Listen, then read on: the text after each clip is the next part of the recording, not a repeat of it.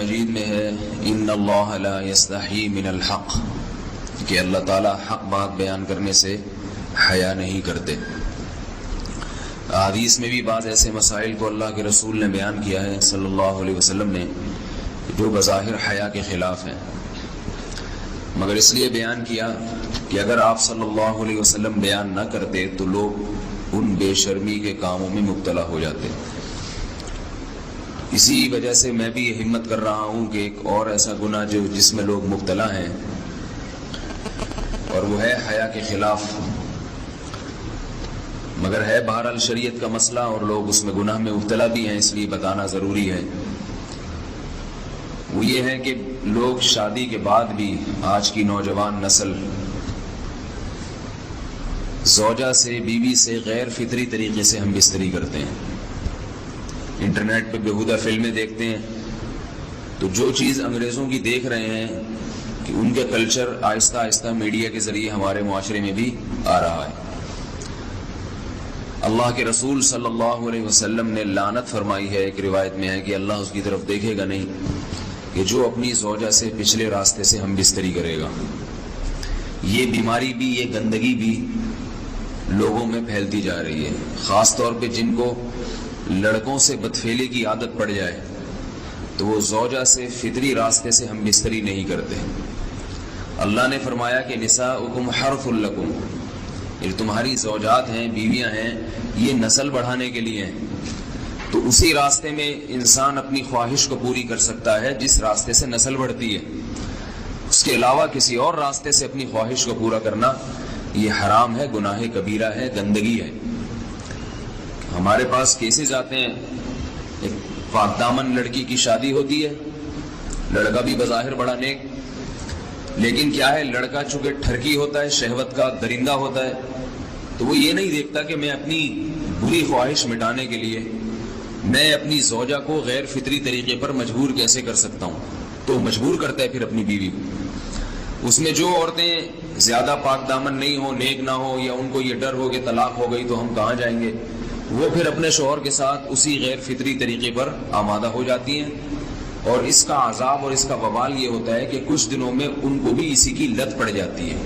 انسان جب بھی کوئی غیر فطری راستہ اختیار کرتا ہے، آخرت کا عذاب تو بعد میں، دنیا کا عذاب یہ آتا ہے کہ پھر اس کو لذت فطرت میں آتی نہیں ہے، پھر جو راستہ اللہ نے رکھے اس میں اس کو لذت نہیں آئے گی، پھر وہ گندگی میں ہی گھسنے کی کوشش کرے گا، اس کی بھی فطرت خراب ہو جاتی ہے، اور جس کے ساتھ یہ بدفعلی کی جائے اس کی بھی فطرت خراب ہو جاتی ہے، وہ بھی پھر کسی کے قابل نہیں رہتے۔ تو اپنے جان پر رحم کرنا چاہیے۔ ہم انسان ہیں، ہم درندے نہیں ہیں، ہم گھوڑے نہیں ہیں، ہم گدھے نہیں ہیں، ہم جانور نہیں ہیں، ہم انگریز نہیں ہیں۔ انگریز نے تو حیا اور شرم کی تمام حدود کو توڑ دیا ہے، وہ تو درندے بن چکے ہیں۔ ہم تو درندے نہیں ہیں، ہم تو حلال کھاتے ہیں، پاک صاف رہنے کی کوشش کرتے ہیں، تو ہم ان کی جو کلچر دیکھ کے ہم ویسے درندے بننے کی کوشش کیوں کریں؟ تو یہ بہت بڑا وبال ہے، بہت بڑی برائی ہے جو ہمارے معاشرے میں آہستہ آہستہ جڑ پکڑتی جا رہی ہے، اور اس سے بیماریاں بھی پھیلتی ہیں۔ غیر فطری طریقہ ہے، بیماریاں بھی پھیلتی ہیں۔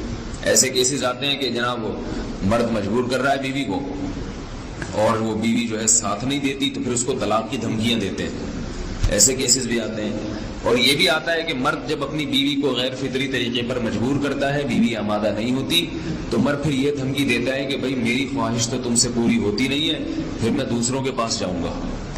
تو یاد رکھیں، جس عورت کا شوہر یہ دھمکی دے اس کو کہ میں زنا کروں گا اگر تم نے میری خواہش پوری نہیں کی غیر فطری طریقے سے، تو عورت اپنے شوہر سے کہہ دے کہ جاؤ تم کہیں اور جا کے منہ کالا کرو، تمہاری فطرت میں گندگی ہے تو یہ مجھے گندا بنانے کی کوشش نہ کرو، اس کو زنا کرنے دیں، وہ اللہ آخرت میں اس سے بھگتے گا۔ ہر بیماری کا اللہ نے علاج رکھا ہے۔ اللہ کے رسول صلی اللہ علیہ وسلم نے فرمایا، صحیح بخاری کی حدیث، ما انزل اللہ من داء الا انزل له دواء، کوئی بیماری ایسی نہیں ہے جو اللہ نے نازل کی ہو اور اس کے لیے دوا نہ رکھی ہو دنیا میں۔ تو اگر کسی کو ایسی لت پڑ گئی ہے غیر فطری کام کی، تو اس کو چاہیے کہ وہ اپنا علاج کرائے، ڈاکٹر سے بھی رابطہ کرے، اور سب سے بڑا علاج یہ ہے کہ کچھ وقت صبر کرے گا، چھوڑ دے گا کچھ عرصے کے لیے، تو خود بخود آہستہ آہستہ صحیح ہو جائے گا۔ ایک آدمی شراب کا عادی ہے، ایک علاج تو یہ کہ ڈاکٹروں سے رابطہ کرے، اور بہترین علاج کے چھوڑ دے، کتنے دن تڑپے گا، ایک دن 2 دن 3 دن 4 دن 1 ہفتہ 2 ہفتہ بہت زیادہ سال ہو جائے گا نا، اس کے بعد خود بہت ٹھیک ہو جائے گا۔ سگریٹ کا عادی ہے، چھوڑ دے گا تو کتنے لوگ ہم نے دیکھے ہیں دن میں 20 سگریٹ پیتے تھے، چھوڑنے پر آئے تو بالکل ایک دم چھوڑ دی انہوں نے، آہستہ آہستہ کر کے چھوڑ دی، لیکن تکلیف ہوئی مگر عادی ہو گئے۔ تو اب کسی کو یہ لت پڑ گئی ہے غلط کام کی، برائی کی، تو اس کا بہترین علاج یہ ہے کہ وہ اپنے آپ کو بدلنے کی کوشش کرے، ماحول بدلے، اور کچھ وقت صبر کرے گا تو اللہ اس سے یہ عادت چھڑا دے۔ نہیں کی، صبر نہیں کیا اس نے، پھر اسی گندگی میں موت واقع ہوگی، پھر آخرت کا عذاب بہت سخت، نسلیں برباد ہو جاتی ہیں اس عمل سے انسان کی۔ تو بات حیا کے خلاف ہے، مگر یہ کہ ایک بزرگ تھے وہ بات فرما رہے تھے، تو کسی نے پوچھا کہ حضرت آپ حیا کے خلاف بات کرتے ہیں، تو انہوں نے فرمایا تم بے حیائی کے کام نہیں چھوڑتے، ہم اس چھڑوانے کے لیے بات کریں تو ہم برے ہیں، اور تم کام کرو تو بھی برے نہیں۔ برائی کا کام کرنے میں برا نہیں بنتا، اور برائی کے خلاف بولنے والا برا بن جاتا ہے کہ دیکھو یہ کیسی باتیں کر رہے ہیں۔ تو بھائی باتیں ہیں اس لیے ہیں کہ یہ معاشرے میں یہ برائی پھیلتی چلی جا رہی ہے، اور یہ ہماری اپنا کلچر نہیں ہے، یہ امپورٹ ہو رہا ہے باہر سے، یہ امپورٹ ہو رہا ہے، یہ وہاں میڈیا کے ذریعے آ رہا ہے۔ تو وہ چیزیں دیکھا نہ کریں اور ان لوگوں سے دور رہا کریں۔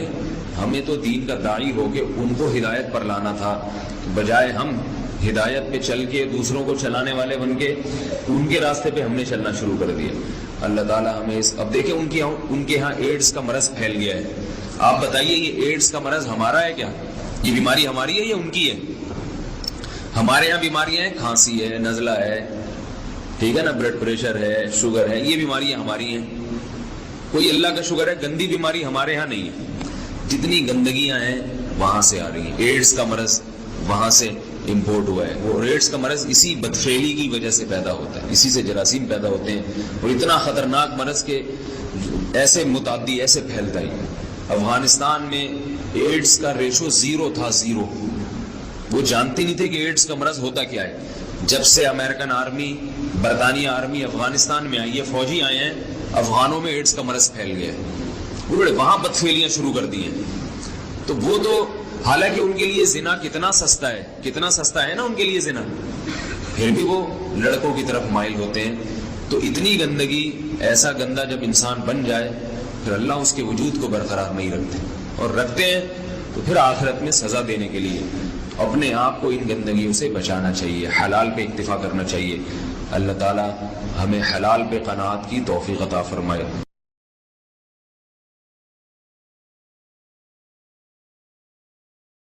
لا تجدن اشد الناس عداوۃ للذین آمنوا اليہود، اللہ کہتے ہیں تم مسلمانوں کا سب سے بڑا دشمن، دنیا کی جتنی قومیں ہیں ان میں سب سے بڑا دشمن کس کو پاؤ گے؟ یہود کو پاؤ گے، اس کے بعد مشرکین کو پاؤ گے، اور اسلام کے سب سے زیادہ قریب تم کس کو پاؤ گے؟ نصارہ کو، عیسائیوں کو پاؤ گے۔ تو ان کو بہت عرصے سے، صدیوں سے کچھ دنیا میں ہوا نہیں تھا، تو ان کو بیٹھے بیٹھے پریشانی ہونا شروع ہو گئی۔ چند ان کے فسادی لوگ جمع ہوئے اور انہوں نے کہا کہ بھئی دنیا میں ہر قوم کے پاس ایک ملک ہے، ہر مذہب کے پاس ایک ملک ہے، تو ہمارے پاس بھی ہونا چاہیے۔ حالانکہ یہ بات ہی غلط ہے، دنیا میں ہر قوم کے پاس ملک نہیں ہے، دنیا میں لاکھوں قومیں ہیں، ملک تھوڑی لاکھوں ہیں۔ پاکستان میں کتنی قومیں ہیں؟ سرائکی ہے، پنجابی ہیں، اردو ہیں، پٹھان ہیں، بلوچی ہیں۔ اگر قومیت کی بیس پہ ملک بنانا شروع کر دیں پھر تو 1-1 انچ کے ملک وجود میں آئیں گے۔ پھر سرائکیوں میں جائیں گے تو سرائکیوں میں 20 قومیں ہیں، پٹھانوں میں جائیں گے، پٹھانوں میں 40 قومیں نکلیں گی، مہاجروں میں جائیں گے، ان میں صدیقی الگ ہے، ہاشمی الگ ہے، 20 قسم کے، بہاری الگ ہے۔ وہ تو قوم در قومیں بٹتی چلی جائیں گی۔ انہوں نے کہا دنیا میں ہر مذہب کے پاس ایک ملک ہے، حالانکہ یہ بات بھی سکھوں کے پاس کوئی الگ ملک ہے؟ کوشش کر رہے ہیں وہ بنانے کی، لیکن اب تک کی رپورٹ کے مطابق نہیں ہے۔ بہت ساری دنیا میں مذہب ہے جن کے پاس کوئی کنٹری، مذہب کی بیس پہ حکومت دنیا میں 3 قوموں نے کی ہے، مذہب کی بیس پہ، جو آسمانی مذاہب ہیں، یہود، عیسائی اور مسلمان۔ پہلی جنگ عظیم ختم ہونے والی تھی، دنیا امن و امان کی طرف آ رہی تھی، ان کو وہ دنیا کا امن پسند نہیں آیا۔ انہوں نے جناب طے کیا کہ ہمیں ایک ملک ملنا چاہیے. ان کے بڑے بیٹھے, کسی نے کہا افریقہ میں ہونا چاہیے, کسی نے کہا فلاں جگہ ہونا چاہیے, کسی نے کہا فلاں جگہ ہونا چاہیے. ان میں چند شرارتیوں کو خیال آیا کہ اگر ہم کسی بھی ملک میں کسی بھی زمین پہ اناؤنس کریں گے نا یہاں ہم نیا کنٹری بنانا چاہتے ہیں, تو ہمارے یہود خود اس پہ آمادہ نہیں ہوں گے. اس لیے کہ جو شخص کسی ملک میں سکون اور اطمینان کے ساتھ رہ رہا ہے, کوئی یہودی, تو وہ کیوں آئے گا ہجرت کر کے وہاں پہ؟ سمجھ میں آ رہی ہے بات؟ بھائی آپ کسی کنٹری میں امن اور سکون کے ساتھ ہو, اعلان ہوتا ہے ان لوگوں کے لیے وہاں الگ ملک بن رہا ہے, تو آپ کہو گے مجھے جانے کی کیا ضرورت ہے جب میں یہاں سکون اطمینان سے ہوں, مجھے تمام حقوق حاصل ہیں. یہودیوں کو پوری دنیا میں ہر قسم کے حقوق حاصل تھے, اور سب سے زیادہ یہودیوں کے ساتھ اچھا سلوک مسلمان خلفاء نے کیا ہے. یہودی خود اس کے معترف ہیں کہ مسلمانوں کی اور ہماری جنگیں وہ بنو قریظہ اور بنو نذیر کے بعد, وہ جو مدینہ کے دور میں, اس کے بعد کبھی بھی نہیں ہوئی ہیں. مسلمانوں کی لڑائیاں یا تو اہل فارس سے ہوئی ہیں, ایران جو پہلے کا ایران تھا, یا عیسائیوں سے ہوئی ہیں, یہودیوں سے جھڑپیں نہیں ہوئی ہیں. تو ان کو خیال ہوا بیٹھے بیٹھے کہ ہمیں الگ ریاست چاہیے. مختلف جگہوں کا سلیکشن ہوا, سب ریجیکٹ ہو گیا. تو صہیونیوں کو خیال آیا کہ اگر ہم بیت المقدس کا نعرہ لگاتے ہیں کہ ہمیں بیت المقدس دوبارہ چاہیے, یہ ہمارے آباء و اجداد کا وطن ہے, تو الگ ریاست کا منجن بہترین طریقے سے بک سکتا ہے. مذہبی لوگ جہاں لوگوں کو صحیح گائیڈ کرتے ہیں, خوب سمجھ لو مذہب کے نام کا منجن بھی مذہب میں ہی بکتا ہے. آج بھی ایسا ہو رہا ہے. بہت سی مذہبی تحریکیں لیبل کس کا لگا رہی ہوتی ہیں, اسلام میں بھی ایسا ہی ہے. جہاں اسلام میں آپ کو اچھی تحریکیں ملیں گی, وہاں ایسی تحریکیں بھی ملیں گی کہ لیبل کس کا لگایا جا رہا ہوتا ہے, مذہب کا, اور مقصد اس کے پیچھے دنیاوی مفاد ہوتے ہیں. اس کو سمجھنے کی ضرورت ہے. ہمارے یہاں جہاں بھی نعرہ لگ جائے نا مذہب کا, تو لوگ سارے گدھے گھوڑوں کی طرح اکٹھے ہو جاتے ہیں. یہ نہیں دیکھتے کہ اس کے پیچھے اس کے مقاصد کیا ہیں.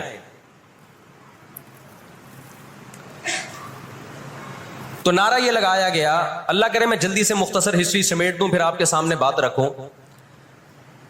نعرہ یہ لگایا گیا کہ چونکہ بیت المقدس ہمارا تھا, یعقوب علیہ السلام, یوسف علیہ السلام, موسیٰ علیہ السلام اور جتنے پیغمبر گزرے, یحییٰ علیہ السلام, زکریا علیہ السلام, ان سب کا مرکز کون سی جگہ ہے؟ ارض مقدس فلسطین.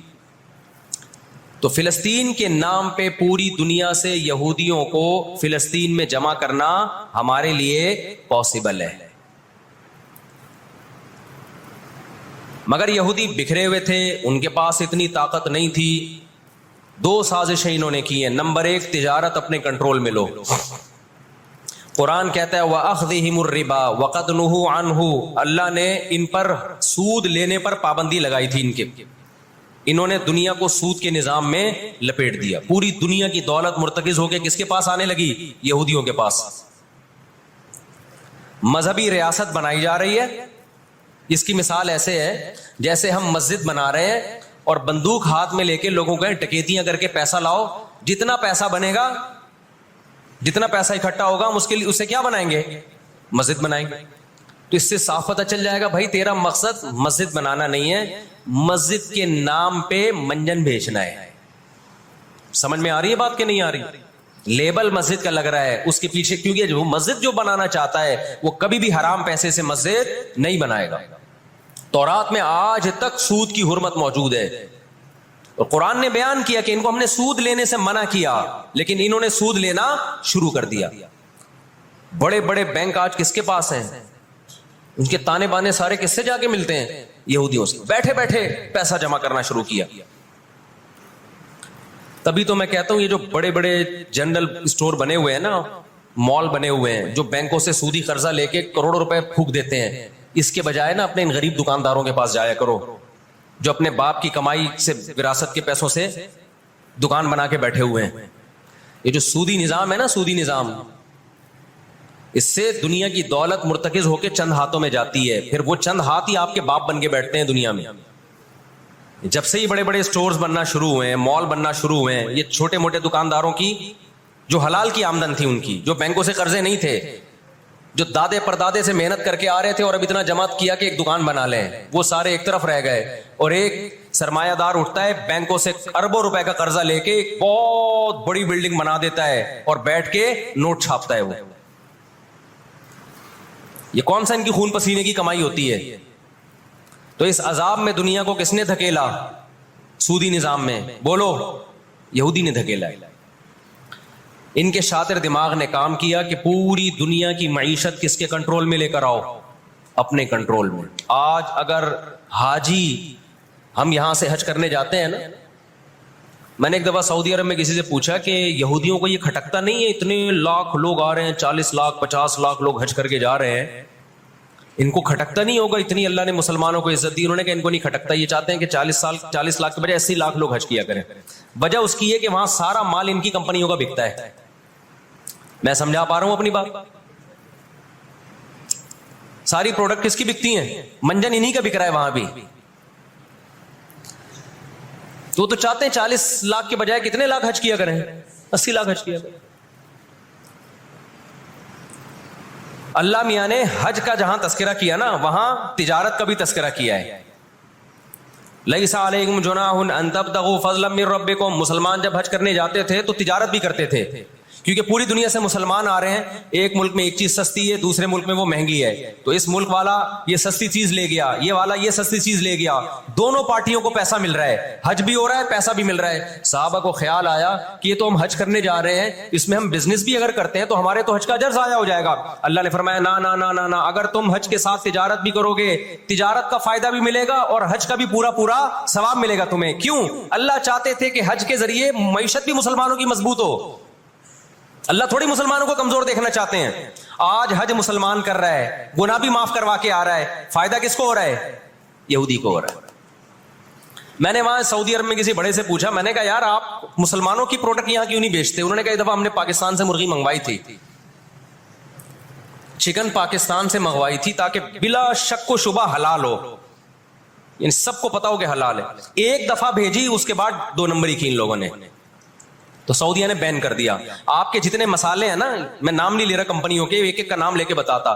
میں ابھی مسقط ایک ہفتہ رہا ہوں، میں نے وہاں دبا کے بد پرہیزی کی ہے، لڈو بھی کھائے، مٹھائیاں بھی کھائیں، بریانیاں بھی پھوڑی، ایک دفعہ پیٹ خراب نہیں ہوا۔ جرمنی گیا، پھوڑ پھاڑ کے آیا، پیٹ خراب نہیں ہوا۔ سعودی عرب گیا، پھوڑ پھاڑ کے آیا، پیٹ خراب نہیں ہوا۔ یہاں آیا ہوں، کھچڑی کھا کے پیٹ خراب ہو جاتا ہے۔ پتہ نہیں کیا کھلا رہے ہیں یار ہمیں۔ مسقط میں نے پوچھا یار یہاں پیٹ نہیں خراب ہو رہا؟ انہوں نے کہا یہاں آپ کے مسالوں پر پابندی ہے، پاکستان سے مسالوں پر یہاں کیا ہے؟ پابندی ہے، اس لیے پیٹ خراب نہیں ہو رہا۔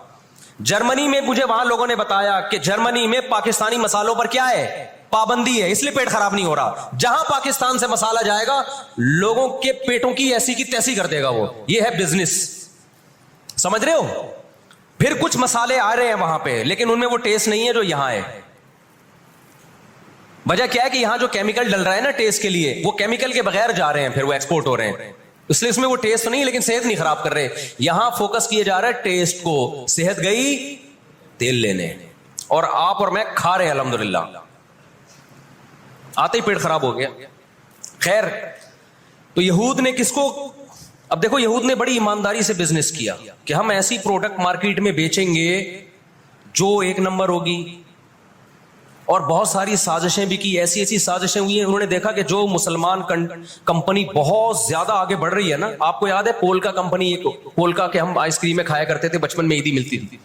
ایسی بڑی بڑی کمپنیوں کو جب دیکھا نا ترقی کر رہی ہیں، منہ مانگی قیمت دے کے خرید کے بند کر دیا کہ ایک دفعہ انویسٹ کر دو، اچھا خاصا لگا دو پیسہ، لیکن ان کو آگے نہیں بڑھنے دو۔ اس کا نتیجہ یہ نکلا کہ دنیا غلام بنتی چلی گئی، اکنامکلی کس کی غلام بن گئی؟ آج امریکہ اسرائیل کو غلط کہہ کے بھی کس کا ساتھ دیتا ہے؟ مجھے یاد ہے چند سال پہلے امریکی صدر نے بیان دیا تھا اسرائیل نے یہ غلط کیا ہے، یونائٹڈ نیشن کے لاء کی پابندی نہیں کی ہے، لیکن ہم پھر بھی کس کے ساتھ ہیں؟ پورے الفاظ بتا رہا ہوں میں، پھر بھی ہم کس کے ساتھ ہیں؟ مانتے ہوئے، اس کو پتا ہے، وہ اس کی مثال وہ 50-50 میں ایک آیا کرتا تھا نا، 50-50 میں ایک کلپ وائرل ہوا ہے کہ کمنٹری ہو رہی ہے کہ سلیم اللہ بہت اچھا کھیل رہا ہے اور کلیم اللہ تو کھیل ہی نہیں رہا۔ اب لوگ جو کمنٹری کرنے والا ہے اس سے کہہ رہے ہیں بھائی یا تو کھیل ہی نہیں رہا، وہ جو تماشائی تھے وہ چھوڑ کے جانے لگے تو غلط کمنٹری کر رہا ہے۔ اس نے کہا تم جہنم میں چلے جاؤ لیکن کھیل یہی صحیح رہا ہے، بھلے تم جاؤ۔ انہوں نے کہا ہم گھر جا رہے ہیں، انہوں نے کہا تم گھر نہیں، تم جہنم میں جاؤ، لیکن یہی سلیم اللہ بہترین کھیل رہا ہے۔ پھر دکھایا کہ پیچھے بندوق رکھی ہوئی ہے کسی نے۔ تو اس وقت امریکہ کو گچی سے کس نے پکڑا ہوا ہے؟ طاقت امریکہ کے پاس زیادہ ہے، سازشیں کس کے پاس زیادہ ہیں؟ اسرائیل کے پاس۔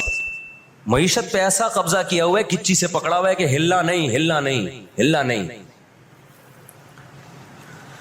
آج پوری دنیا میں فلسطینی نہتے ہو گئے۔ جب اسرائیل کے قیام کا اعلان کیا نا یہودیوں نے، تو دو کام کیے، میں جلدی سے بات کو سمیٹوں۔ ایک تو یہ کہ معیشت کس کے کنٹرول میں لو؟ سود کے ذریعے، بزنس کے ذریعے، حلال تجارت کے ذریعے اس طرح سے کنٹرول میں آتی نہیں ہے۔ وہ سود جو تمام مذاہب میں حرام ہے، عیسائیت میں بھی، یہودیت میں بھی، اسلام میں بھی، اس سود کو پروموٹ کیا دنیا میں، تاکہ سود کے ذریعے آپ اندرون سندھ جاؤ نا، بڑے بڑے زمینداروں نے ہاریوں کو، کسانوں کو اپنے کنٹرول میں لیا ہوا ہے، سودی قرضے دے دے کے۔ وہ بیچارے ہل نہیں سکتے، ساری زندگی ان کے غلام بنے رہتے ہیں وہ۔ اللہ جزائے خیر دے، ہمارے جامعۃ الرشید کے ایک استاذ ہیں، بڑے مالدار بھی ہیں، انہوں نے وہاں جا کے بہت سارے ہاریوں کے قرضے ادا کر کے ان کو اس غلامی سے نکالا ہے۔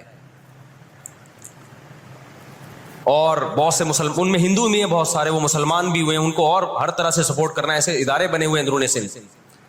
تو ایک کام تو یہ کیا کہ معیشت اپنے کنٹرول میں۔ دوسرا کام کیا کیا کہ ان کو پتا تھا کہ جب تک بڑی طاقتیں ہمارے ساتھ نہیں ہوں گی، اس وقت تک ہم اسرائیل کا قیام وجود میں نہیں لا سکتے۔ اس کے لیے سب سے زیادہ اسلام دشمنی میں برطانیہ کے ساتھ ایگریمنٹ ہوا۔ اور آپ حیران ہوں گے، برطانیہ کی اسمبلی میں جب یہ قانون پاس ہوا، قرارداد پاس ہوئی ہے کہ ہم نے فلسطینیوں کو، اسرائیلیوں کو، یہودیوں کو فلسطین میں جا کے آباد کرنا ہے، تو آپ حیران ہوں گے کہ اس میں اس کی سب سے زیادہ مخالفت اسمبلی میں موجود ایک شخص نے کی جو یہودی تھا۔ اس نے ایک آواز اٹھائی کہ اگر ہم نے ایسا کیا تو اب تک 1000 سال سے زیادہ عرصہ ہو گیا ہماری مسلمانوں سے کبھی لڑائی نہیں ہوئی ہے، اگر ہم نے ایسا کیا تو پوری مسلم دنیا ہمارے اگینسٹ ہو جائے گی، اور دنیا ایک نہ ختم ہونے والی جنگ میں آپ دنیا کو جھونک دو گے۔ وہ یہودی تھا، اس نے اس پالیسی کے خلاف آواز اٹھائی، مگر برطانیہ کو اس سے کوئی سروکار نہیں تھا۔ اس کا کیا جا رہا ہے بھائی اس میں نے بتایا نا، یہ دنیا کے بڑے بڑے جو تہذیب سکھاتے ہیں نا ہمیں، ان کی تہذیب بس یہی ہوتی ہے کہ روڈ ایسے پار کرنا ہے آپ نے، اور لال بتی پہ آپ نے رک جانا ہے، ٹیکس آپ نے ٹائم پہ ادا کرنا ہے۔ یہ چھوٹی موٹی، ایک مسجد سے چپل چرانے والا چور ہوتا ہے نا، پٹتا وہی ہے۔ کبھی بڑے اسمگلر کو دیکھا آپ نے؟ کیا ہو گیا بھائی؟ گھنٹی بجا کے بھاگنے والا بچہ پکڑا بھی جاتا ہے، پٹتا بھی ہے، مسجد سے چپل چرانے والا پٹتا بھی ہے۔ لیکن کچھ چور ایسے ہوتے ہیں 3 پیس سوٹ اور ٹائی میں، بڑا زبردست بریف کیس ان کے پاس، اس میں پورا اسمگلنگ کا پیسہ ہوتا ہے، لاکھوں لوگوں کی جان اس میں خون بہا ہوتا ہے، اس کا پیسہ ہوتا ہے، عزتوں کے سودے ہوتے ہیں۔ تو یہ بڑی بڑی طاقتیں اس طرح کرتی ہیں۔ اور کمال کی بات ہے، راحت اندھوری کا ایک شعر ہے نا، کہ مجھے شعر تو یاد نہیں رہا، اس کا مفہوم یاد رہ گیا ہے کہ ہمارے قاتلوں کو کہاں ڈھونڈتے پھرو گے۔ ایک شاعر نے تو کہا ہے کہ اپنی معشوقہ کو، کہ ہمارے قاتلوں کا، یعنی ہماری قاتل تو آپ ہو، آپ کی محبت میں ہم مرے ہیں، اس نے کہا کہ ہمارے قاتلوں کو کہاں ڈھونڈتے پھرو گے۔ وہ کیا ہے کہ ہمیں قتل کا الزام ہم ہی پر رکھ دو، ہم ہی پر الزام ڈال دو، یعنی مقتول ہی پہ الزام ڈال دو کہ یہی قاتل ہے۔ آج دنیا میں سب سے زیادہ دہشت گردی کا شکار مسلمان ہو رہا ہے، کشمیر میں بھی۔ اور میں کشمیر کے بارے میں نیوز چینل کی رپورٹ پیش نہیں کر رہا، میں دنیا میں جاتا ہوں، مقبوضہ کشمیر کے مسلمانوں سے بھی ملتا ہوں، نام ان کے ہائی لائٹ نہیں کیے جا سکتے، ان کی ویڈیو نہیں ڈالی جا سکتی ورنہ انڈیا ان کو تنگ کرے گا۔ مقبوضہ کشمیر میں کوئی ایک مسلمان ایسا نہیں ہے جو انڈین گورنمنٹ سے خوش ہو۔ ابھی مسقط میں ایک خاتون ملی مقبوضہ کشمیر سے، مجھے تو لوگ پہچان لیتے ہیں، کہنے لگے مفتی صاحب خدا کا واسطہ آپ آواز اٹھائیں، ہم پر بہت ظلم کر رہا ہے انڈیا، بہت مار رہا ہے ہمیں کشمیر میں، بتاؤ دنیا آواز اٹھا رہی ہے اس پہ؟ کیونکہ مسلمان کا خون بہ رہا ہے۔ روہن گیان میں کس کا خون بہتا ہے؟ برما میں مسلمان کا خون بہتا ہے۔ فلسطین میں کس کا خون بہ رہا ہے؟ مسلمان کا خون بہ رہا ہے۔ جہاں مسلمان کا خون بہے گا دنیا منہ پہ ٹیپ لگا لیتی ہے. جہاں کوئی ایک غیر مسلم، ہماری نظر میں مسلمان کا خون بہے یا غیر مسلم کا، ہم فرق نہیں کرتے. کسی پہ بھی ظلم ہوگا ہم آواز اٹھائیں گے، لیکن دنیا یہ فرق کرتی ہے، لیبل یہ لگاتی ہے کہ انسانیت پہلے مذہب بعد میں. لیکن ان کا ایٹیٹیوڈ بتاتا ہے کہ ان کی نظر میں مذہب پہلے ہے، انسانیت بعد میں ہے. دنیا میں سب سے سستا خون مسلمان کا ہو گیا ہے. تو دو کام کیے. نمبر ایک، اکنامکلی مضبوط کرنا ہے سود کے ذریعے، تجارت کے ذریعے نہیں، سودی تجارت کے ذریعے. اس کے بعد کیا کیا؟ برطانیہ سے معاہدہ ہوتا ہے اور چند سالوں میں 1917 میں برطانیہ نے اعلان کیا کہ بھائی ہم پوری دنیا سے یہودیوں کو لا کے کہاں آباد کریں گے؟ فلسطین میں. اس وقت مکمل فلسطین کس کا تھا؟ عربوں کا تھا، وہ مسلمانوں کا تھا. چند سال میں 33% یہودی اسرائیل میں آ کے فلسطین میں آ کے آباد ہو گئے، اور وہ وہاں گڑبڑ شروع کر دی. انہوں نے نہتے فلسطینیوں کو مارنا، قتل کرنا، ان کی زمینوں پہ قبضہ کرنا.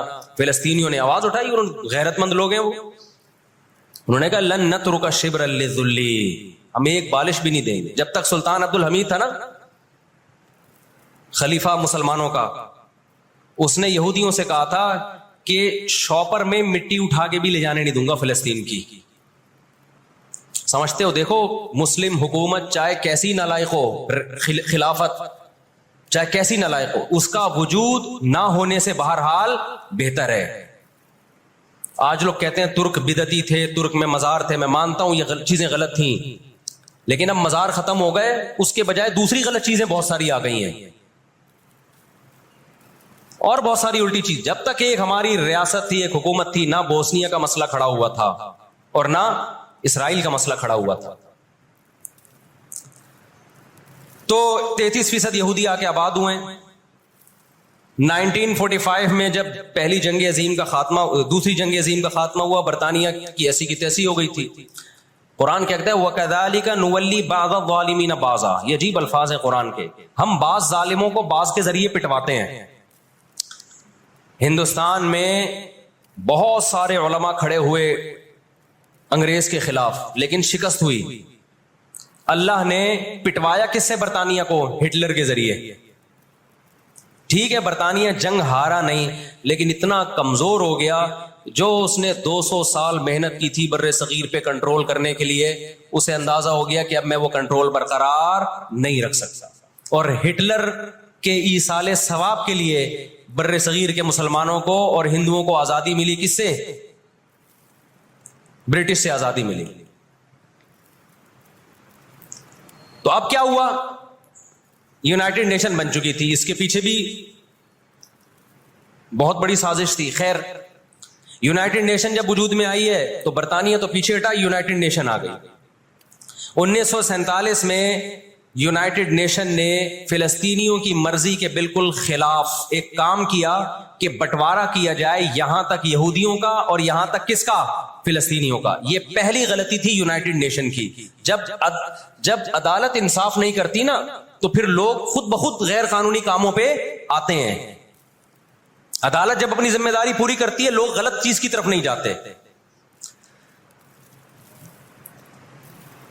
1948 میں یا 49 میں، آج دنیا میں بہت سے لوگ کہتے ہیں یہ عرب کنٹریز کیوں نہیں کر رہے. بھائی عرب ممالک 3 بڑی جنگیں لڑ چکے ہیں.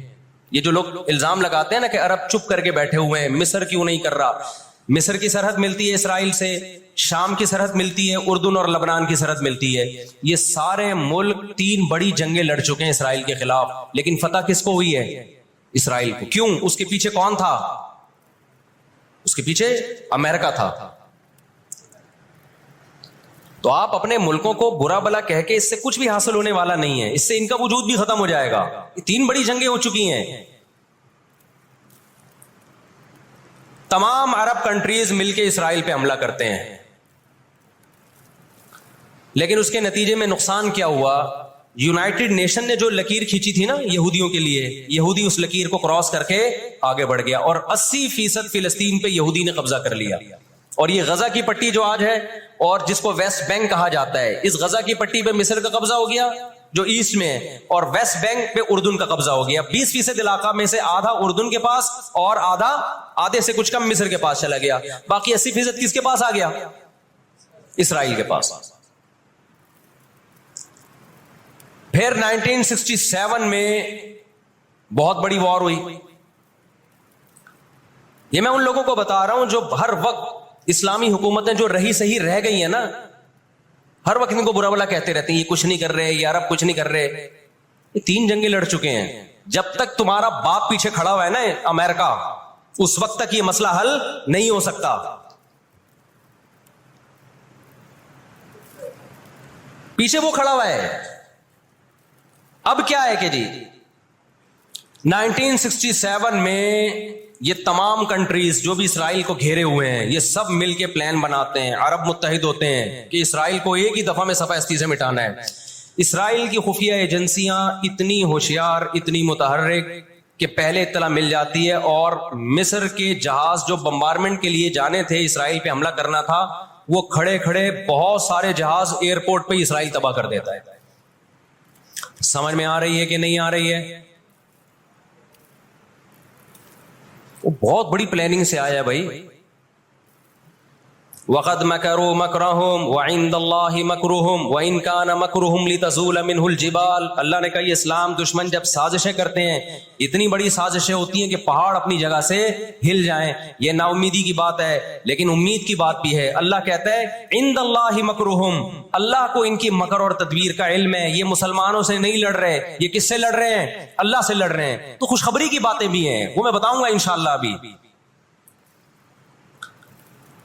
تو عرب کو شکست ہوتی ہے, اور نقصان کیا ہوتا ہے کہ الٹا عربوں کے علاقے اپنے ہاتھ سے نکل جاتے. مصر کا بہت بڑا علاقہ چلا گیا, غزہ بھی خالی ہو گیا, ویسٹ بینک بھی خالی ہو گیا, اور یہ سارے علاقے کس کے قبضے میں چلے گئے؟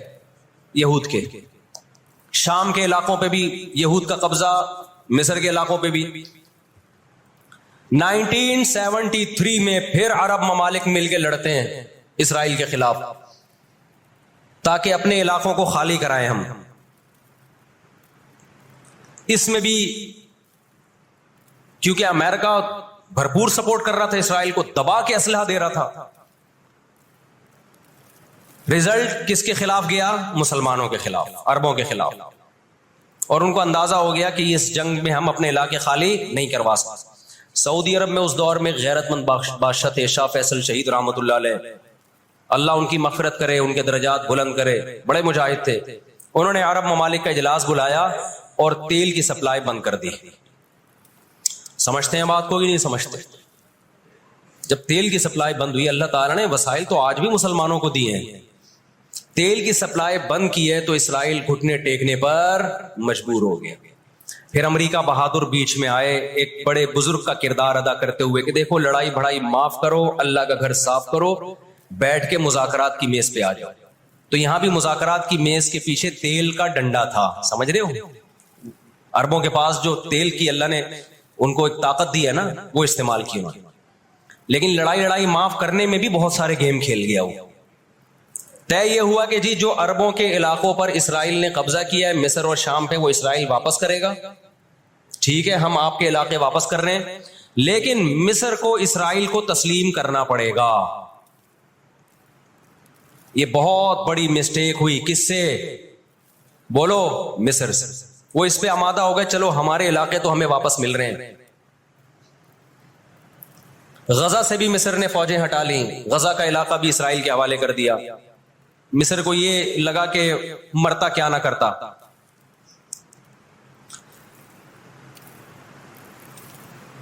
مصر نے جب یہ علاقے واپس کیے اور اسرائیل کو تسلیم کیا تو بہت سارے عرب کنٹریز مصر کے خلاف ہو گئے اور عرب اتحاد سے مصر کو نکال دیا. وہ جو بعد میں داخل بھی کر لیا, پھر 1989 میں دوبارہ داخل کر لیا. فلسطینیوں کو اندازہ ہو گیا کہ یہ ممالک جو کچھ کر سکتے تھے کیا ہے, اب ہمیں ہی کرنا پڑے گا.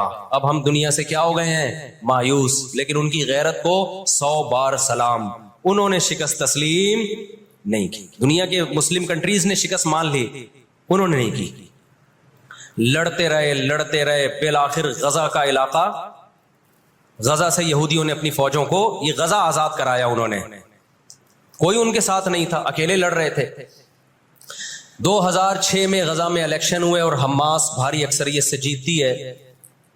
امریکہ اور اسرائیل نے اس قانونی حکومت کو جو الیکشن کے ذریعے ہوئی ہے، میں نے بتایا نا ان کے قوانین ان کے لیے ہی ہوتے ہیں. ویسے جمہوریت الاپتے شاپتے رہتے ہیں، لیکن جہاں جمہوری طرز پر ان کی مرضی کے خلاف ہو جائے تو پھر جمہوریت نہیں چاہیے ان کو.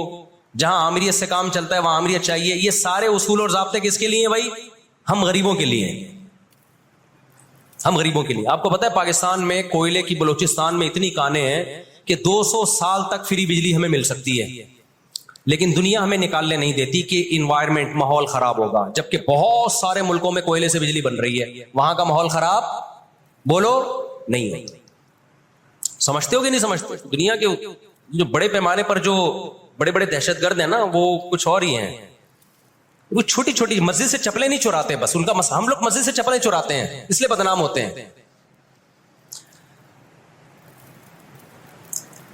2006 میں جب حماس بھاری اکثریت سے جیتی ہے تو امریکہ اور اسرائیل ان کی حکومت کو تسلیم کرنے سے بولو انکار کر دیا. اچھا 1956 میں بھی لڑائی ہوئی ہے. آپ کو پتا ہے وہ لڑائی کیسے ختم ہوئی؟ اسرائیل کو سپورٹ کیا برطانیہ اور فرانس نے. وہ پیچھے ہٹے رشیا کی دھمکی سے. روس کو اندازہ ہو گیا کہ یہ قبضہ کرتے چلے جا رہے ہیں اور ایک بہت بڑی پاور بن کے یورپ اور امریکہ اتحاد بن کے ہمارے سامنے آ جائیں گے تو ہماری پوزیشن خراب ہو جائے گی. روس کون سا کوئی اتنا نیک انسان ہے وہ؟ لیکن قرآن کہتا ہے نا نولی بعض الظالمین بعضا، ہم بعض ظالموں کو بعض ظالموں ہی کے ذریعے پٹواتے ہیں. محلے میں ایک دادا گھوم رہا ہوتا ہے بدماشی کرتا، کمزور پٹ رہے ہوتے ہیں، اللہ دوسرے دادا کو پیدا کر کے اس کو پٹواتے ہیں اس سے، اور پھر کہتے ہیں تجھے کسی اور سے پٹواؤں گا میں. روس نے کون سا اچھے افغانستان میں جو بربریت کی اس نے کس قانون کے تحت افغانستان میں گھسا تھا؟ وہاں بھی افغانی اس کے خلاف کھڑے ہوئے اور مار مار کے بھگایا اس کو. پھر جو آپ کے 40-42 ملک ابھی افغان طالبان کے ساتھ لڑ کے گئے ہیں وہ کس قانون کے تحت آئے تھے بھائی؟ ایک شخص کو پکڑنے کے لیے، اسامہ بن لادن کو پکڑنے کے لیے آپ نے پوری ریاست کی ایسی کی تیسی کر دی. تو ان کے اپنے لیے اصول کچھ اور ہیں، ہمارے لیے اصول بولو کچھ اور ہیں. اس لیے انصاف اصل کب ہوگا میرے بھائی؟ آخرت میں. لیکن آپ کی اطلاع کے لیے آخرت سے پہلے دنیا میں بھی ایک دفعہ ہوگا، اور یہ ہمارے پیغمبر صلی اللہ علیہ وسلم کی بشارتیں ہیں. آج وہ فلسطینی نہتے ہو چکے ہیں. نہ مصر میں ان سے لڑنے کی طاقت ہے کیونکہ مصر 3 جنگیں لڑ کے ہار چکا ہے. نہ شام میں ان سے لڑنے کی، شام کے اندر تو خود ایسی سازشیں کی ہیں کہ اس کو کھوکھلا کر دیا. جو بھی طاقتور ملک تھے اسرائیل نے ان کو اپنے راستے سے پہلے ہی ہٹا دیا. اور یاد رکھو اسرائیل صرف فلسطین نہیں چاہتا ہے، یہ ہماری بھول ہے. اسرائیل گریٹ اسرائیل کا قائل ہے جس میں بہت بڑا خطہ ہے جس پہ وہ قبضہ کرنا چاہتا ہے. یہ یہاں رکے گا نہیں. اگر آج ہم غزہ کو اسرائیل کے حوالے کر دیں کہ چلو دنیا میں امن آ جائے گا، ایک حکومت ان کو دے دی جائے، چند لوگوں کو ہتھیار ڈلوا کے ان کو کنٹرول دے دیا جائے، تو یہ آپ کی بھول ہے. قرآن کہہ رہا ہے وَيَسْعَوْنَ فِي الْأَرْضِ فَسَادًا، ان کی فطرت میں ہے کہ یہ زمین میں ہمیشہ فساد مچاتے رہیں گے. جو بات ہٹلر نے کہی تھی وہ قرآن 1400 سال پہلے کہہ چکا تھا. ہٹلر نے قرآن میں دیکھ کے نہیں کہی ہے، ہٹلر نے تو مشاہدہ کر کے کہی تھی یہ بات.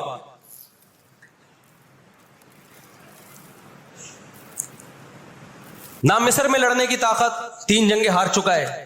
نہ لبنان میں لڑنے کی طاقت، نہ اردن میں لڑنے کی طاقت، نہ شام میں لڑنے کی طاقت. سعودی عرب اور اسرائیل کے حالات اچھے ہونے جا رہے تھے. یہ واقعہ ہوا، سعودی عرب نے الحمدللہ یو ٹرن لے لیا.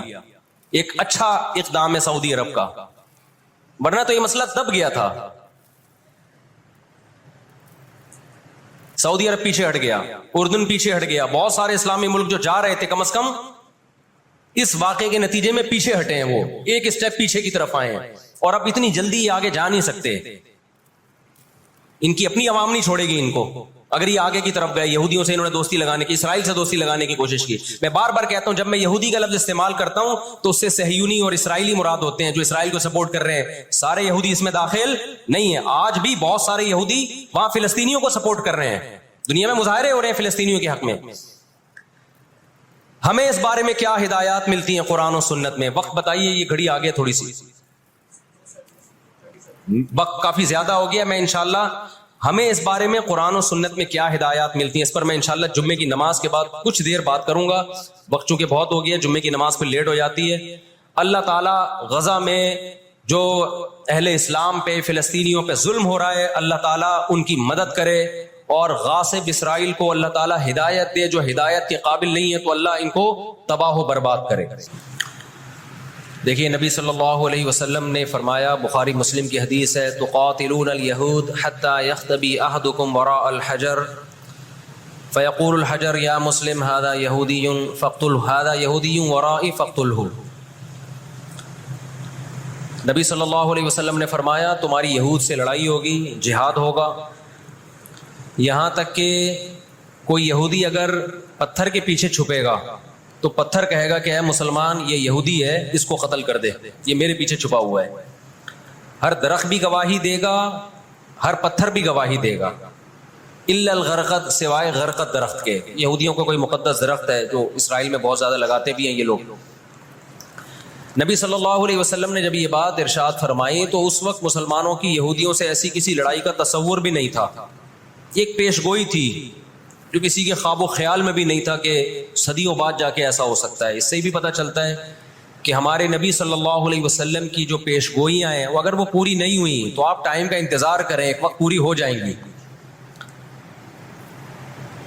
1300 سال تک مسلمانوں کو اس حدیث کا مطلب سمجھ میں نہیں آیا. عملی دنیا میں ایمان تو تھا سب کا کہ اللہ کے نبی نے جو فرمایا برحق ہے، کیونکہ یہودیوں سے میں نے بتایا نا لڑائی ہوئی نہیں ہے. جب مدینہ سے اور جزیرہ عرب سے ان کو نکالا گیا، یہ دنیا کے مختلف ملکوں میں جا کے آباد ہو گئے. اس کے بعد یہ ہمیشہ یا تو عیسائیوں کے زیر سایہ رہے ہیں یا مسلمانوں کے زیر سایہ رہے. ان کی لڑائی اگر ہوئی عیسائیوں سے ہوئی ہے، مسلمانوں سے ان کا کبھی ٹاکرا نہیں ہوا. لیکن پیغمبر صلی اللہ علیہ وسلم نے کیا فرمایا صحابہ سے؟ تقاتلون، تم لڑو گے. تم سے مراد یہ امت لڑے گی. ایک وقت آنے والا ہے اور ایسی لڑائی ہوگی، ایسی لڑائی ہوگی کہ حتی یختبی احدکم وراء الحجر، کہ پتھر اور درخت بھی یہودی کا ساتھ دینا چھوڑ دیں گے. آج دنیا جن حالات کی طرف جا رہی ہے نا، یہ ایسا لگتا ہے کہ اس حدیث کے پورا ہونے کا ٹائم آ گیا ہے. ہم جب قرآن مجید پڑھتے تھے، اب بھی پڑھتے ہیں، لیکن جب طالب علمی کے دور میں جب سمجھ کے پڑھنا سیکھا ہم نے، تو ہم جگہ جگہ قرآن میں دیکھتے تھے ضربت علیہم الذلہ، اللہ نے ان پر ذلت کو مسلط کر دیا ہے. میں بار بار کہوں یہودیوں سے ہماری مراد علی الاطلاق سارے یہودی نہیں ہیں، کیونکہ میرے بیان کو لوگ شارٹ کاٹ کے شارٹ کلپ بنا کے غلط چلاتے ہیں. ابھی میرا ایک بیان کسی نے چلایا، میں بیان میں کہہ رہا ہوں کہ عورت اور مردوں کی نماز میں جو فرق ہے کسی حدیث سے اگر ثابت نہیں ہے تو یہ بھی تو حدیث سے ثابت نہیں ہے کہ عورتیں صفا مروہ میں چلیں گی، دوڑیں گی نہیں. یہ بھی تو حدیث سے ثابت نہیں ہے کہ عورتیں آہستہ لبیک کہیں گی. آگے میں نے پوری ڈیٹیل میں بات کی ہے. کسی نے میرا اتنا سا کلپ چلا دیا اور جواب میں کسی دوسرے کا کلپ چلا دیا کہ دیکھو فلاں فلاں حدیث تو ہے، فلاں حدیث تو ہے جس میں آتا ہے عورتیں صفا مروہ پہ چلیں گی. حالانکہ میں ان حدیثوں کا جواب اس کلپ میں دے چکا ہوں. نمبر 1 وہ مرفوع حدیثیں نہیں ہیں، نمبر 2 وہ صحیح روایتیں نہیں ہیں، من گڑت ہیں، یا تو بہت درجے کی ضعیف ہیں، اس قابل نہیں ہے کہ ان کو دلیل کے طور پہ پیش کیا جائے. لیکن شرارتی نے میرا آدھا کلپ چلایا اور دوسرے اسکالر کا میرے مقابلے میں لگا دیا. نیچے لوگ کہہ رہے ہیں مفتی کو حدیثوں کا نہیں پتا اور ان صاحب کو حدیثوں کا پتا ہے. تو آپ کر لیں جو مرضی کرنا ہے، قیامت میں اللہ حساب و کتاب لے لے گا. تو میرے کلپ لوگ ادھورے چلاتے ہیں. ہمیں اللہ کا شکر ہے، ان لوگ، ہم نہیں کہہ رہے ہم بہت بڑے فنٹر ہیں، یہ جو آج کل کے یوٹیوبرز آ رہے ہیں نا، جو نئے نئے اسکالرز آ رہے ہیں، ان سے قرآن کا بھی الحمدللہ زیادہ پتہ ہے، حدیثوں کا بھی ان سے الحمدللہ زیادہ پتہ ہے. ہم نے جن استاذوں سے حدیثیں پڑھی ہیں نا، ان کے 20-20 سال کے تجربے حدیث پڑھانے کے، اور وہ اردو میں نہیں پڑھاتے، وہ عربی میں پڑھتے ہیں، عربی میں پڑھاتے ہیں، اور اسماء الرجال کے بڑے بڑے علامے ہیں. سمجھتے ہو کہ نہیں سمجھتے؟ اور میں نے تو دور حدیث جو کیا ہے نا، دور حدیث ہم نے تو الگ ہی سٹائل میں کیا ہے. ہم پر تو پابندی تھی کہ جب حدیث کا سبق ہوگا تو ہم نے خود عربی کتابیں دیکھ کر، عربی شروحات دیکھ کر لیکچر کو تیار کرنا ہے. سند بھی خود پڑھنی ہے، سند کی بحث بھی، اور پوری بحث بھی خود ہی تیار کرنی ہے. تو اس اسٹائل میں جب انسان حدیث پڑھتا ہے تو اس کی استعداد اور زیادہ بڑھ جاتی ہے. آج کل کے جو نئے نئے اسکالر آ رہے ہیں ان سے کہو کہ بغیر زبر زیر پیش کے نا حدیث کی ایک سند پڑھ کے دکھا دیں, مفہوم تو اگلی چیز ہے. تبھی ہم کہتے ہیں سامنے بیٹھ کے جو مسائل حل ہوتے ہیں نا وہ یوٹیوب پہ کلپ بازیوں سے نہیں ہوتے, ان سامنے بیٹھتے نہیں ہیں لوگ. میرے 3 دنیا میں مناظرے ہوئے ہیں, 3, اور تینوں میں الحمدللہ اللہ نے مجھے فتح دی ہے. 3 ابھی چونکہ موضوع اسرائیل کا چل رہا ہے, یہ مناظروں کی بحث کرنا مناسب نہیں ہے, وہ میں پھر کسی اور وقت بتاؤں گا. لیکن مناظرے کچھ اصول اور ضابطے کے تحت ہوتے ہیں تو ہوگا. بغیر ضابطوں کے کوئی بھی آ کے بیٹھ کے مرغوں کی طرح لڑنا شروع کر دے, اس کو بحث مباحثہ نہیں کہتے, اس کو مرغوں کی لڑائی کہتے ہیں. تو مرغوں کی لڑائی میں ہم اپنے آپ کو نہیں دھکیلتے, ہم ٹرم اینڈ کنڈیشن فکس کر کے بات کرنے پر آمادہ ہوتے ہیں. سمجھتا ہے کہ نہیں سمجھتا؟ تو 3 ہوئے میرے, پھر کبھی بتاؤں گا انشاءاللہ. ابھی تو یہ اسرائیل کا ٹاپک زیادہ اہم ہے ان جھگڑوں سے جو آج کل کے اسکالرز کے چل رہے ہیں. تو بار بار میں کہتا ہوں, میرا کلپ ادھورا چلاتے ہیں نا تو کوئی یہودیوں کے خلاف نہ چلائے. سارے یہودی ایک جیسے نہیں ہیں, ہم اسرائیل کے اگینسٹ ہیں. تو ہماری جو لڑائی ہوگی اسرائیل سے ہوگی. حدیث میں جس یہودی سے لڑائی کا ذکر ہے اس سے مراد بھی کون سے یہودی ہیں؟ یہ فتنہ پرست اور شر پسند یہودی ہیں جو اسرائیل پہ غاصبانہ قبضہ, فلسطین پہ جنہوں نے غاصبانہ قبضہ کیا ہوا ہے. سمجھتے ہو کہ نہیں سمجھتے؟ تو آپ صلی اللہ علیہ وسلم نے فرمایا کہ تقاتلون الیہود, تمہاری جنگ کس سے ہوگی؟ یہود سے ہوگی. دجال کس کا سپورٹر ہوگا؟ بولتے کیوں نہیں؟ ابھی تو دجال آیا نہیں ہے اور آپ نے بولنا چھوڑ دیا ہے. جب آئے گا تو پھر تو اچھوں کی بولتی بند ہو جائے گی. کس کا سپورٹر ہوگا وہ؟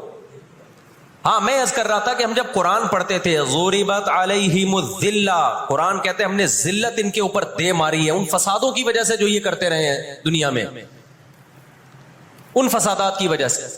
ہم جب پڑھتے تھے ہم کہتے تھے اے اللہ آج تو یہودی ذلیل نہیں ہے. اسرائیل کتنا پاورفل ہے کہ گچی کس کی پکڑی ہوئی ہے اس نے؟ امریکہ کی. ہندوستان کو گچی سے پکڑا ہوا ہے. تو آج تو بڑی عزت ہے. میں نے اپنے استاد سے یہ سوال پوچھا, انہوں نے بڑا معقول جواب دیا, اور یہ تفسیر کی کتابوں میں بھی لکھا ہے.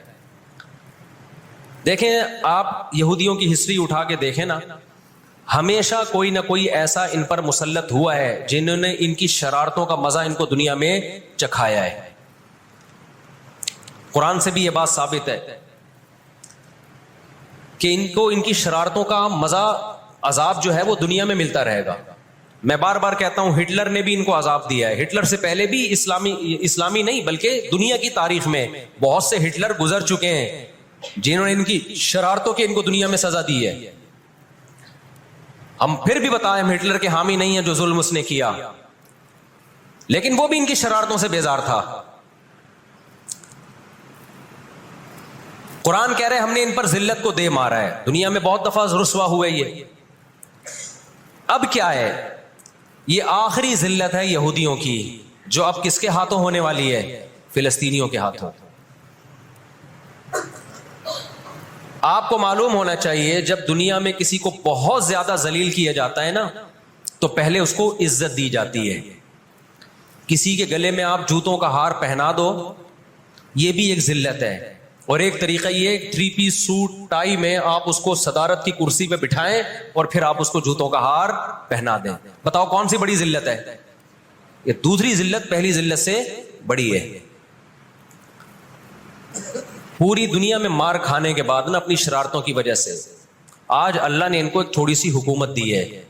ایک چھوٹا سا کنٹری, آپ اگر اسرائیل کو نقشے میں دیکھیں گے تو کراچی بھی بڑا ہے اسرائیل سے. اتنا چھوٹا ملک, اتنا چھوٹا ملک, اور تعداد بھی بہت تھوڑی. اللہ نے انہیں کچھ وقت پنپنے دیا ہے. اللہ نے کہا ٹھیک ہے تم دنیا تمہاری آخری شرارت دیکھ لے, اس کے بعد جو میری طرف سے تم پہ مار پڑنے والی ہے اس کے بعد قیامت تک تم دوبارہ اٹھنے کے قابل نہیں رہو. یہ آخری ذلت کا انتظام ہو رہا ہے یہود کا. اور جو فائنل میچ ہوتا ہے نا وہ شاندار ہی ہوتا ہے. کیا خیال ہے؟ سیمی فائنل میں اتنا لوگ دلچسپی سے نہیں دیکھتے, کوارٹر فائنل میں اتنا دلچسپی سے بولو نہیں دیکھتے جو فائنل میچ دیکھتے ہیں.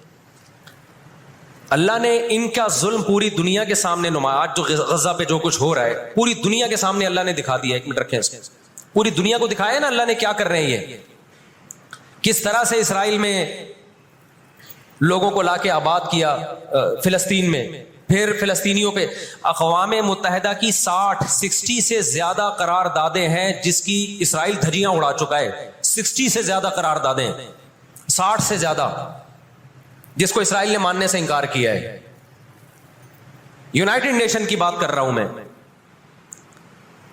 تو اللہ تعالیٰ ان کو تھوڑا سا پنپنے دے رہے ہیں کہ ٹھیک ہے اس دفعہ سیمی فائنل تم جیت لو، فائنل تک تو پہنچو نا تم، اس کے بعد ہوگا کیا.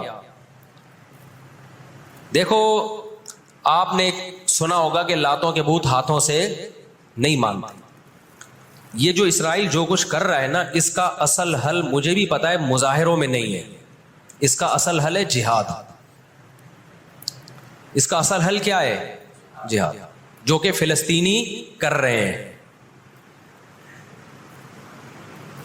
میں نے جب لوگوں کو یہ کہا نا کہ اپنے ملک میں پرامن مظاہرے کرو، لوگوں نے کہا لو پرامن مظاہروں میں لگا کے لوگوں کی صلاحیتیں خراب کر رہے ہیں. ہم آپ کو جہاد سے نہیں روکتے، لیکن آپ جہاد اپنے ملک میں کرو گے توڑ پھوڑ کر کے،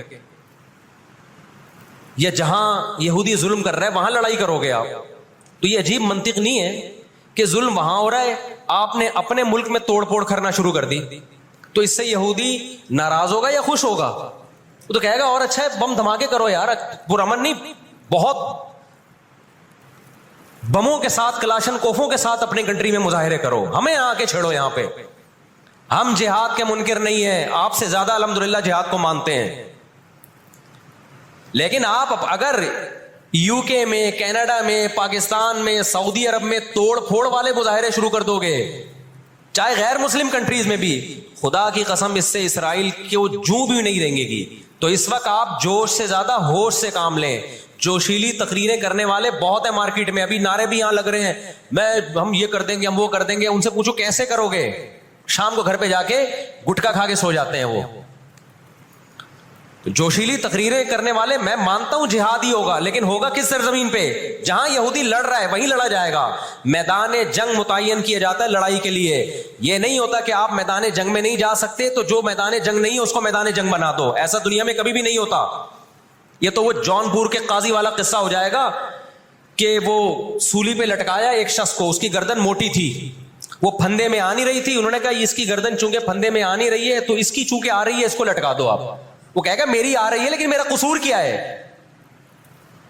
تو یہ عجیب قسم کا جہاد ہے. آپ اپنے ملکوں میں، یو کے، کینیڈا میں آپ نے اگر توڑ پھوڑ کرنا شروع کر دی، وہ چھوڑے گا تھوڑی کینیڈا آپ کو. یو کے، امریکہ میں آپ نے اگر توڑ پھوڑ شروع کر دی، وہ چھوڑے گا تھوڑی. آپ کی اوقات کتنی ہے؟